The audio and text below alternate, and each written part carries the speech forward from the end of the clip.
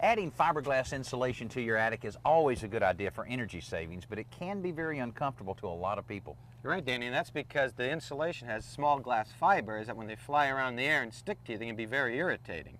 Now, whenever you're working with insulation, you should always wear a long sleeve shirt, long pants, eye goggles, a dust mask, and some gloves. But for an added level of protection and comfort, here's a little trick that works surprisingly well. You just need some baby powder or cornstarch. What you're trying to do is just sprinkle a little right between your shirt and where the gloves are going to go around your wrists, and also a little behind your neck, around the collar of your shirt.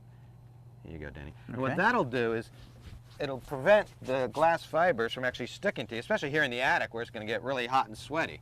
Now, why do you have the tape over this thing here? Yeah, the tape just, you notice these containers have like 10 or 12 holes in it. When you try to apply it, you get a huge cloud of powder. So I just cover up all but 2 holes, and that allows you to control how much comes out. It kind of reminds me of going to the barber shop and the talcum powder he puts on the back of your neck. Yeah, the principle is basically the same. Those little clipped hairs won't stick to your neck and be, itchy as you're heading home. Okay, well, now that you smell real good, let's go to work. All right, Dan.